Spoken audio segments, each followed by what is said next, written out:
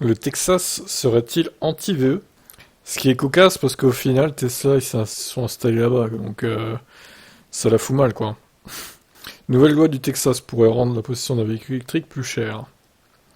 Le projet de loi obligerait les propriétaires de véhicules électriques à payer des frais d'inscription et de renouvellement annuels de 200 $, alors qu'au moment de l'achat, le propriétaire devait 400 $.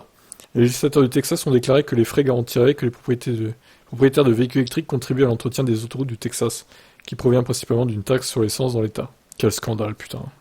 L'auteur du projet de loi, le sénateur Robert Nichols, avait ceci à dire.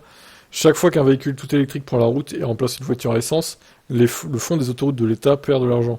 Cet ajustement des coûts égalise la consommation d'usage de la route entre les voitures électriques et les véhicules à essence. Cependant, une étude récente de Consumer Reports a noté que le propriétaire moyen d'une voiture au Texas ne payait que 71 $ par an via la taxe sur l'essence.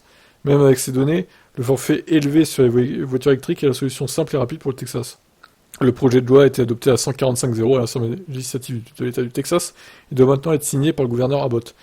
Bien que le bureau du gouverneur n'ait pas commenté le projet de loi, de nombreux rapports locaux notent qu'il n'y a aucune indication qu'il opposera son veto ou le ralentira. S'il est signé, le projet de loi entrera en vigueur le 1er septembre. Waouh, le scandale! Ça fait 200 $ par an, en gros, 18 $ par mois, quoi. Alors, certes, c'est pas cher, mais si vous gardez votre voiture électrique 10 ans, par exemple, bah, 2000 $, quoi. Bim! 200 $, c'est bien trop cher. Surtout qu'ils disent qu'au final, ils payent en moyenne 71 $. Alors, qui diminue de x2 le prix, au pire à 100 $, qui divise par 2, pardon. 100 $ à la limite. Trouve un compromis, quoi. Parce qu'à 200, quand même, abusé. Vous en pensez quoi, vous?